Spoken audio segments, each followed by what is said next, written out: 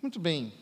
O texto é exclusivo do Evangelho de São Lucas. É uma cena que somente ele descreve. Jesus vai à casa dessas duas mulheres, Marta e Maria. Ali, ele é recebido por Marta. Ela aparece em primeiro lugar. Nós vemos em outras passagens do Evangelho, como, por exemplo, no capítulo 11 de São João, como é o caráter de Marta. Ela é mais ativa, proativa. Ela trabalha, gosta de trabalhar, ela é agitada. Maria tem um temperamento muito diferente. É mais pacata, mais parada, mais passiva. No entanto, não é disso que o Evangelho está falando. Há aqui uma camada um pouco mais profunda. Na homilia da manhã eu explicava como aqui estão contidos certos temas que são incômodos. O texto diz que sua irmã, chamada Maria, sentou-se aos pés do Senhor e escutava a sua palavra. Eu explicava que essa posição de sentar-se aos pés de um mestre que está assentado sobre uma plataforma, um banquinho, é a posição típica dos discípulos diante de um rabino nos tempos de Jesus. E eu dizia que no primeiro século havia entre os maiores rabinos de Israel a polêmica de se as mulheres devem ser ensinadas ou não. Alguns rabinos diziam que era melhor queimar a Torá do que ensiná-la para uma mulher. Que ensinar uma mulher era como que pervertê-la, era como ensiná-la a libertinagem.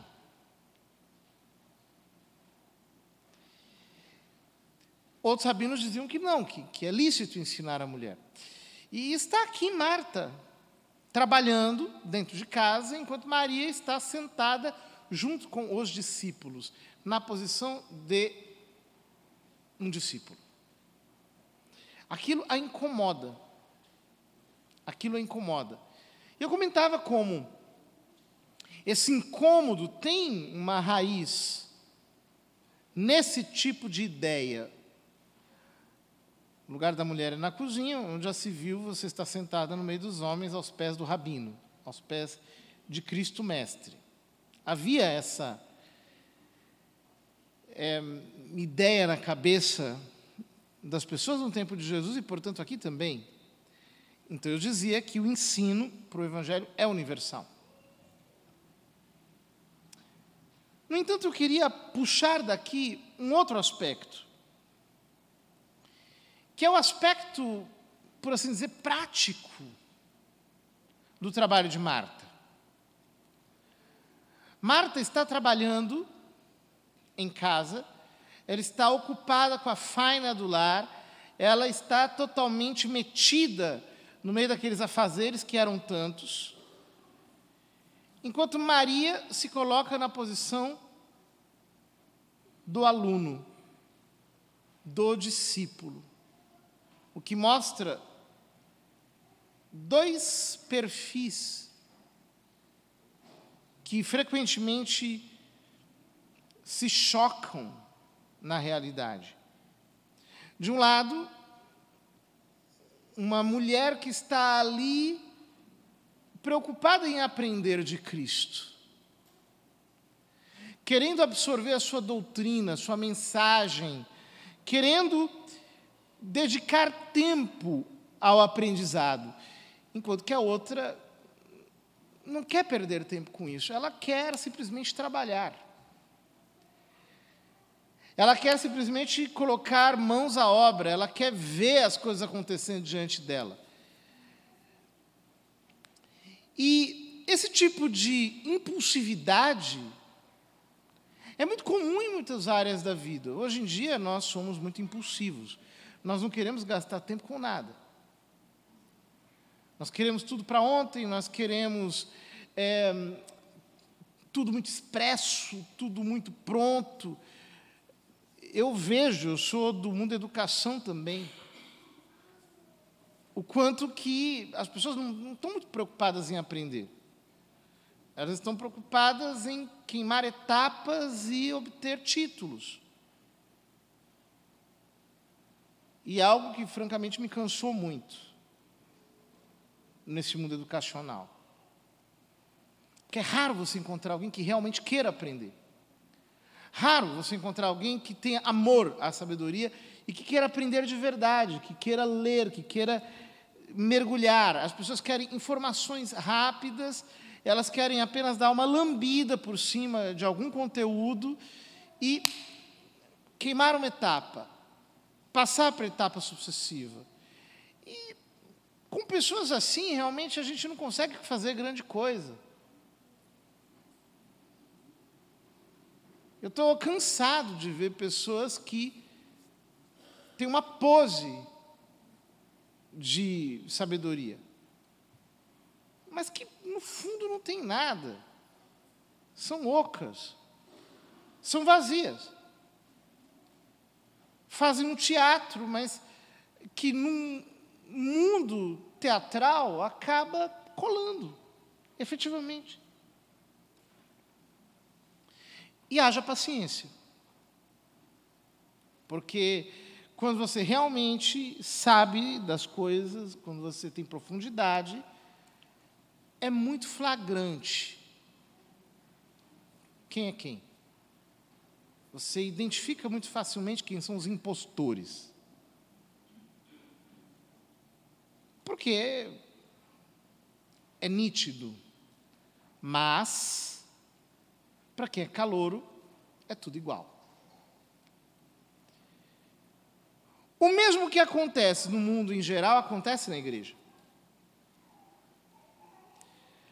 Quantas pessoas que se entregam ao trabalho pastoral, apostólico, missionário, que chegam e que já começam a se envolver e que estão em tantas atividades. Quantas pessoas se envolvem com 1001 coisa, mas você percebe que não foram bons alunos de Jesus Cristo. E por que não foram bons alunos de Jesus Cristo? Porque cometem erros atrozes. O que adianta uma pessoa, por exemplo, ter um título de doutor e escrever uma mensagem na qual ela confunde o vós com o tu com o você, o plural com o singular, não sabe meter uma vírgula numa frase? Eu me escandalizo. Porque se você não sabe escrever, você não sabe ler. Do mesmo jeito, o que adianta uma pessoa que chega, por exemplo, numa igreja e fala bonito, ora bonito, canta bonito, mas continua sendo um cão na sua vida?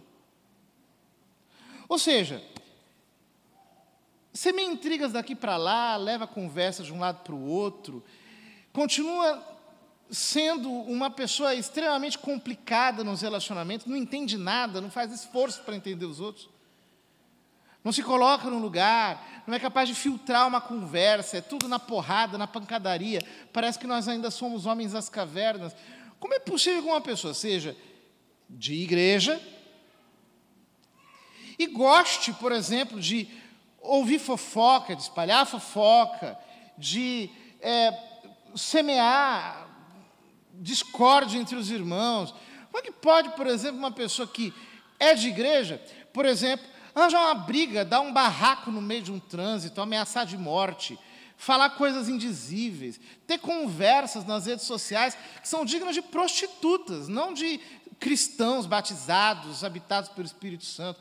Como é possível que pessoas que se dizem cristãs e de igreja sejam piores do que muitos pagãos. Sobretudo, como é possível que pessoas que se comportem assim, ao ouvirem o que eu estou dizendo, pensem nos outros e não em si mesmas? É porque você é uma Marta louca, correndo por dentro de casa. Vai sentar nos pés de Jesus, você tem que aprender muita coisa ainda. Não tem como ser um bom obreiro na obra de Deus se você não é um bom aluno. Não tem como você querer dar lição para os outros e ensinar se você não aprendeu primeiro, porque não tem como ser um bom professor se antes você não foi um bom aluno. Se você não passou do primeiro ano ainda, como é que você está querendo dar lição de universidade nos outros? Você não serve nem para um Mobral. Você não é nem alfabetizado ainda direito, mas já se coloca na pose de alguém que é um super santo, um ungido do Senhor. Queridos, eu fico escandalizado quando eu vejo pessoas que às vezes estão com anos de caminhada e ainda têm primitivismos, atavismos insuperados, se comportam ainda com aquelas idiosincrasias todas caprichosas, de pessoas imaturas. Por exemplo, com milindres, com todo tipo de suscetibilidade, sentindo-se ofendidinhos com coisas tolas.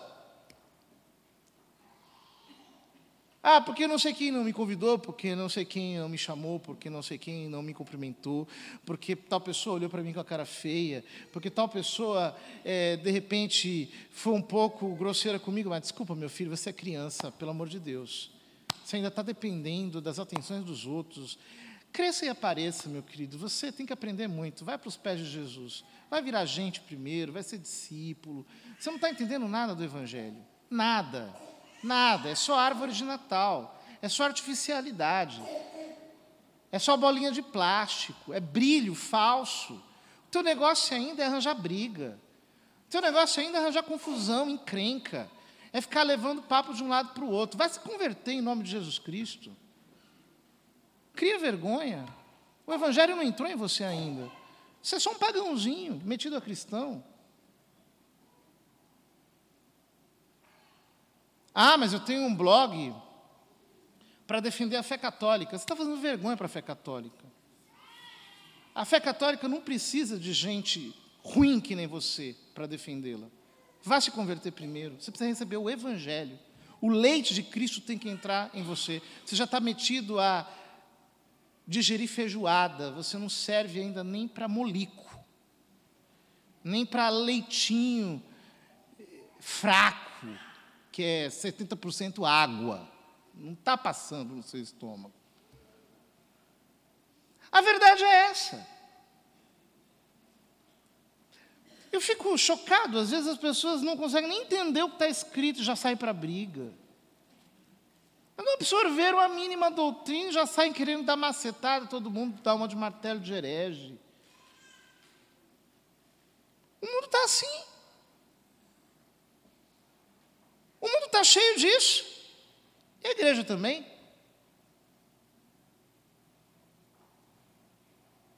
Como é possível que a terapia do Evangelho não pacifique o coração? Você não perdoe, não tem a maturidade de ir lá resolver questões, conversar com a pessoa, como adulto. Como é possível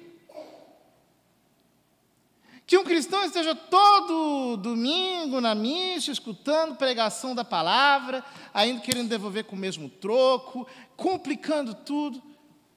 Não é bom aluno de Cristo, é simplesmente isso. Não vai continuar na carne por muito tempo, reagindo exatamente como aquela fofoqueira endemoniada do bairro. Exatamente daquele jeito ali. Como a louca. Como o desgraçado que não conhece a Cristo e que vive a vida inteira dificultando tudo. Porque não é um bom aluno de Jesus, não se sentou aos pés de Cristo, não aprendeu o rudimento do Evangelho.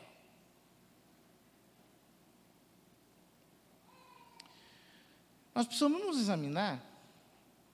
Eu sou um bom aluno de Cristo? Eu estou aprendendo o Evangelho de verdade? Como é que está o meu nível de perdão? Como é que está meu nível de caridade com as pessoas? Como é que está meu nível de paciência?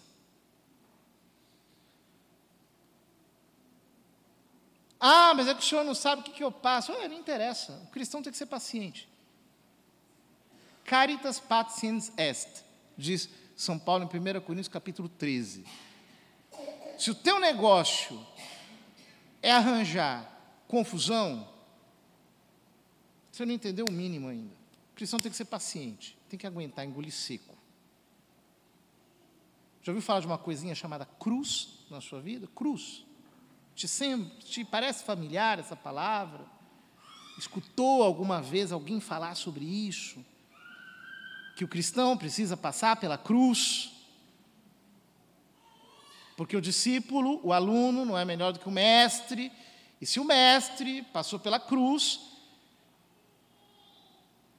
você também precisa passar. Ah, não, é que o senhor não me conhece. Quando eu me espalho, ninguém me junta. Eu só levo uma vez. Se aprontar uma vez comigo, é só uma. É o pagão, é o velho pagão, que continua sendo pagão ainda.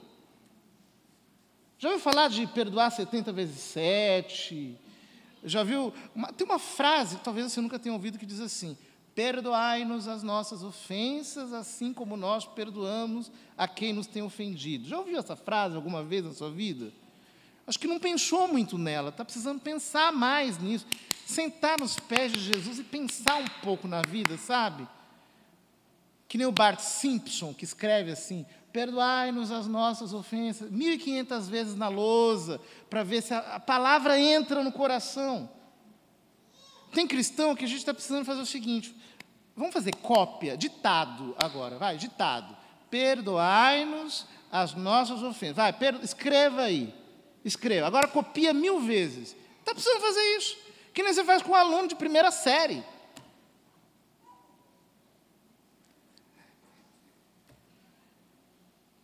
Que são pessoas que não conseguem progredir espiritualmente. Não passa do primeiro ano. Não vai.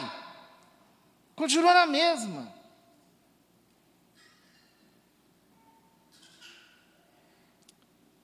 Maria escolheu a melhor parte, e esta não lhe será tirada. É preciso escolher ser discípulo. Maria escolheu a melhor parte. Eu tenho que escolher ser aluno de Cristo. É uma escolha. Eu tenho que me colocar nos pés de Jesus. Eu tenho que me colocar, eu tenho que escolher isso. Eu tenho que escolher aprender. Ser aluno de Cristo significa estar aos pés dele, meditando e mudando as minhas atitudes, para não ser apenas mais um pagão que carrega crucifixo no pescoço, para envergonhar o nome de Jesus Cristo.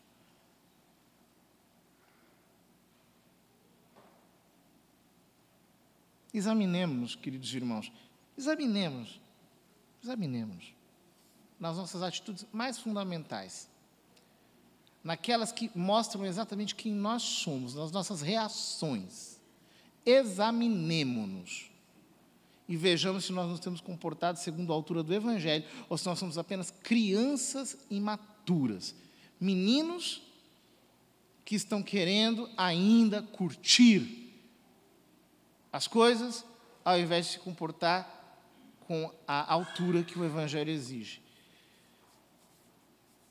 Entre os apóstolos, durante os anos da vida pública de Jesus, houve dissensões, eles ainda tinham defeitos, estavam aprendendo a lidar com as suas próprias limitações. Mas depois de Pentecostes,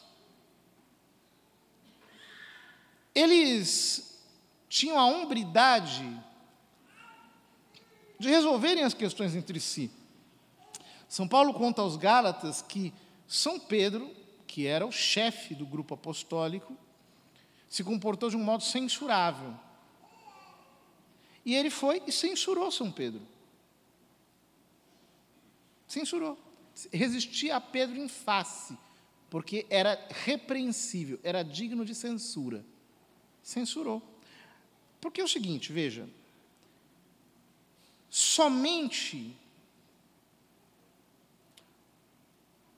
as pessoas de mentira é que não podem ser criticadas. Somente quem é falso não pode ser criticado, porque tem medo do seu disfarce cair por terra. Então, ele tem que criar um ambiente hegemônico em sua volta. Todo mundo tem que louvar, todo mundo tem que bendizer, todo mundo tem que glorificar. Porque se alguém disser alguma coisa, a máscara cai e aí todo mundo vai perceber o brucutu que está escondido ali por debaixo. Mas entre homens de verdade, entre pessoas reais, é normal que haja dissensão. A palavra não diz que Pedro ficou magoadinho com São Paulo, falou, não vou mais responder também, agora também brigou comigo, não quero mais saber. Não tem isso. Quando São Pedro escreve a sua carta, ele diz, olha, o irmão Paulo às vezes escreve umas coisas complicadas que as pessoas simples acabam entendendo tudo errado. Não é que depois São Pedro vai responder, né? Sabe aquela coisa de um printa e o outro responde? Não tem isso. A comunicação é reta, é feita entre pessoas maduras na fé, que têm a coragem de se confrontarem e de abrirem o coração e de se corrigirem, aceitarem, até agradecerem a correção e dizerem, irmão, muito obrigado pelo que você me disse, eu estava errando, eu vou considerar, eu vou me examinar. Obrigado porque você me disse isso. Obrigado porque você me corrigiu. Porque entre cristãos maduros é assim que funciona. Não é na base do feltro, da flanela. Não.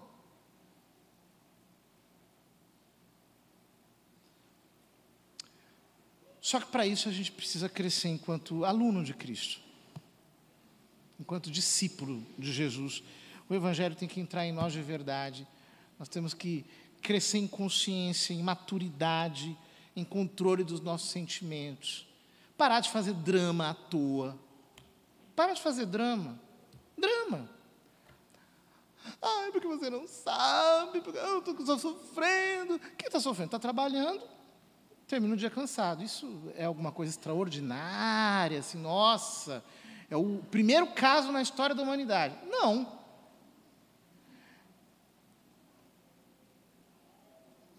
O ser humano é assim, a gente fica cansado, tem que ter paciência quando está cansado para enfrentar o cansaço. Agora, se um cristão não tem maturidade de lidar com as coisas assim, é porque o coração infantilizado estacionou no berçário. É o cara de 40 anos que está no berçário ainda, quer ficar no berçário com a chupeta na boca, né, dando uma de criancinha.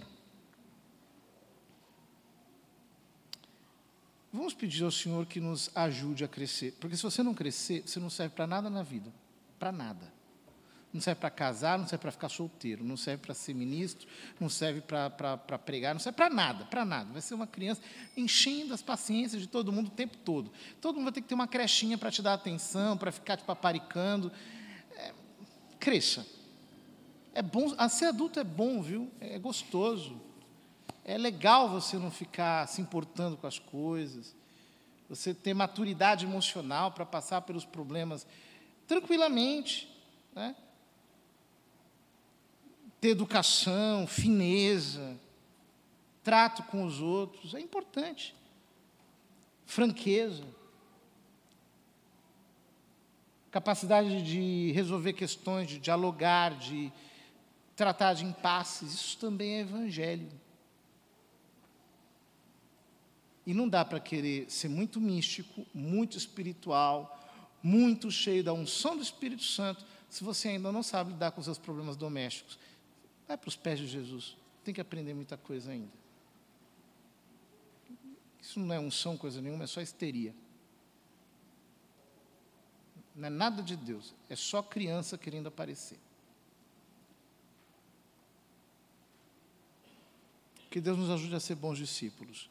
Queridos irmãos, abraçando a palavra cortante do Evangelho que nos tira da nossa zona de conforto, do nosso lugar de segurança na imaturidade e nos lança para aquilo que efetivamente significa para Deus ser grande, isto é, chegar à estatura do varão perfeito, à medida da idade de Cristo e da sua plenitude.